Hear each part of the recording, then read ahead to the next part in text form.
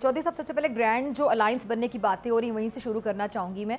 Grand opposition alliance के बड़े चर्चे हैं और मौलाना फजलुर रहमान साहब भी अब इस बात का बरमला इजहार भी करते हैं कि जी तलखियाँ होनी चाहिए, लेकिन जमातों में तलखियाँ इस हद तक नहीं होनी चाहिए कि शिद्दत आ जाए इसमें। और PTI को भी बड़ा एहसास है कि मौलाना फजलुर रहमान साहब को जो माजी में कहा जाता रहा, जिन जिन अलकाबात से नवाजा जाता रहा, वो गलत था। तो आपको लगता है कि अब एक पेज पर आ जाएंगे मौलाना साहब और PTI, और फिर ये हुकूमत के लिए कितना बड़ा चैलेंज होगा?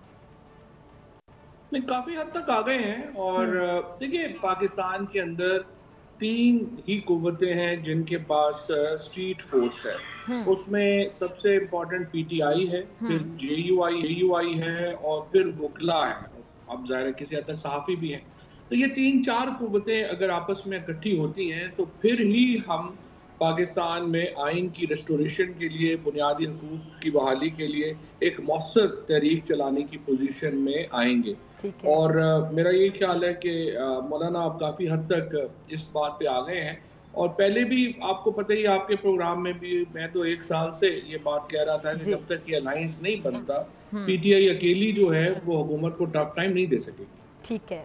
अच्छा, ये जो अलायंस है, इस हवाले से बड़ी खबरें गर्दिश करती रहीं कि जो अली मीन गंडापुर साहब से इमरान खान साहब को इख्तिलाफात हुए, फवाद साहब, उसमें बहुत बड़ी वजह ये भी थी कि अली मीन गंडापुर साहब जो हैं वो मौलाना साहब, और चूँकि उनकी एक ही कॉन्स्टिट्यूंसी, और ज़ाहिर बात है कि कॉन्स्टिट्यूंसी की जो आपस की हल्के की सियासत होती है, वो आप सियासतदाना बेहतर समझते हैं कि वो लगा रहता है एक दूसरे को कोई ना कोई बात कहना। तो मौलाना साहब के बारे में उनके जो ख्यालात थे, जिनका वो बरमला इजहार करते रहे, इस चीज़ से भी प्रॉब्लम हो रहा था PTI को कि कल को उन्हीं के साथ अगर ग्रैंड अलायंस बनाना है, जो कि वक्त की ज़रूरत है, तो गंडापुर साहब के साइड लाइन होने की एक वजह ये भी बनी। ये बात सही है आपकी। मौलाना फजलुर रहमान को अली अमीन गंडापुर के ऊपर काफ़ी तहफ़्फ़ुज़ात थे और इसी तरह से अली अमीन साहब को मौलाना के ऊपर तहफ़्फ़ुज़ात थे। और आपने बिल्कुल सही कहा, जो लोकल DI खान की पॉलिटिक्स है वो इसमें एक प्रॉब्लम क्रिएट कॉन्स्टिट्यूंसी की वजह करेगी। से भी। जी, बिल्कुल। तो जी लेकिन जी जब जी जी। इमरान खान ने इसी ये बात जो है वो अली अमीन को कही थी कि आप DI खान की पॉलिटिक्स से बाहर आएँ। और फिर जो पार्टी के जो सेक्रेटरी इन्फॉर्मेशन या कुछ और लोग जो बार-बार बयानात दे रहे थे मौलाना के खिलाफ, उनको भी वाज़ेह हदायत खान साहब की गई कि आप ये नहीं करेंगे।